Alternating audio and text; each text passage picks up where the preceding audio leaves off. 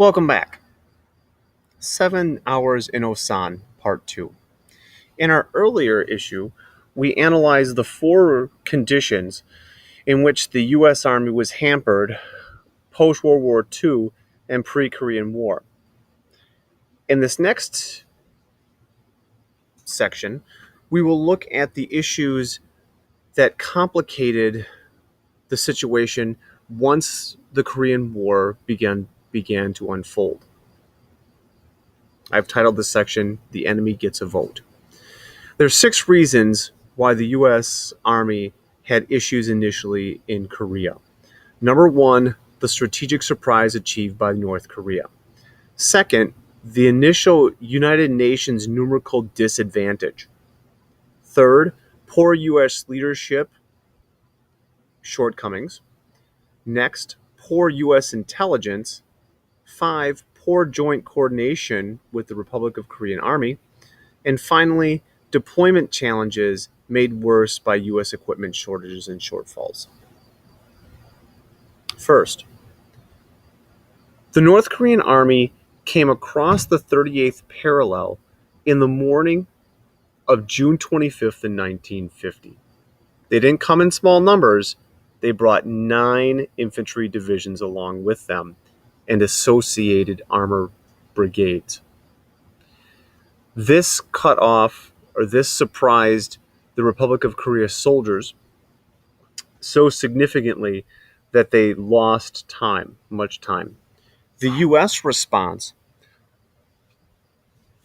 was to send units as soon as possible from Japan and use them as a series of delay actions until more U.S. forces could arrive. Initially, the North Korean force numbered over 80,000 battle-hardened soldiers determined to support the North Korean cause. Along with that, they brought 100 to 150 Soviet-made T-34 tanks.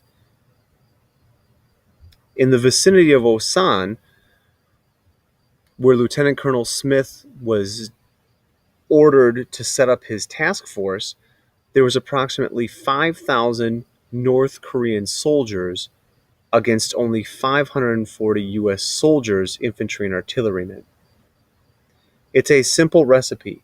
Numerical superiority plus effective strategy equals tactical victory. In the case of Task Force Smith, they went up against a force almost 10 times larger than they were. In the end,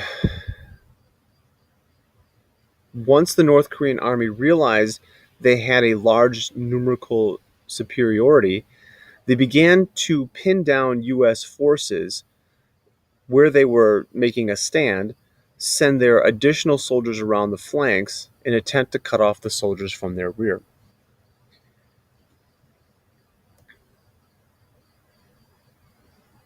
Fingers could be pointed in many different places. U.S. leadership owns part of the problem.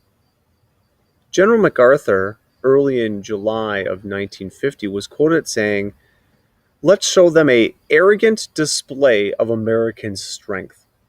The going expectation from General MacArthur and other senior commanders was that once North Korean forces came in contact with U.S. forces, they would turn and run. However, U.S. leadership failed to anticipate the deep intensity of the North Korean resolve. Couple that with a complacent colonial army attitude following the end of World War II, in which soldiers had a lackadaisical 9-to-4 type job, and the poor focus on training led to a force that was unprepared for the combat situation they were thrown in overnight. Combine that with neglect for the proper equipment required and in proper quantities, and we have a force that is in no way up to the challenge of slowing the North Korean advance. Perhaps the greatest blame should be pointed towards U.S. politicians. Politicians never want to be accused of not supporting the military, but they needed a way to save money post war. With reduced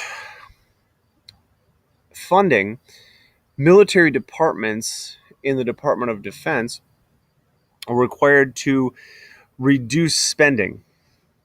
They reduce that spending by reducing the number of sustainment type units used normally to mobilize and to sustain the warfight.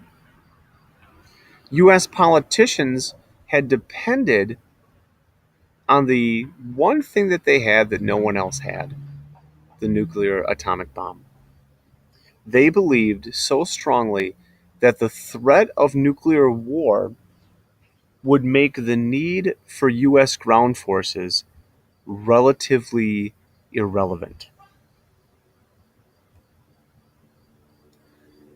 Poor US intelligence. Weather over Korea was very spotty. When the weather was clear, US air power was so dominant that it was a distinct edge. In the seas, US naval forces were able to set up a blockade preventing China or the Soviet Union from resupplying the North Koreans. However, Task Force Smith had no advanced knowledge of the troop size, the number of soldiers, um, which direction they were coming, how many were coming, and when. The information they had was sparse and came from prior engagements with between Republic of Korean soldiers and North Koreans. They also had no advanced knowledge of tanks. This is evidenced in the fact that they were unprepared for the armor that was coming for them. No anti-tank guns, no armor of their own, no anti-tank mines. In the weeks that followed, when combat engineers arrived, bridges were able to be blown and anti-tank mines were able to be utilized.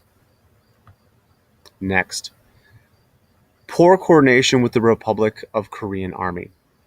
Prior to deployment, Lieutenant Colonel Smith, Task Force Smith commander, had only 5 days to prepare his soldiers to be on the Korean Peninsula. There was no communication with Republic of Korean forces. As well as when he landed in Korea, there was no coordination with Republic of Korea units in or near Osan in the Republic of Korea.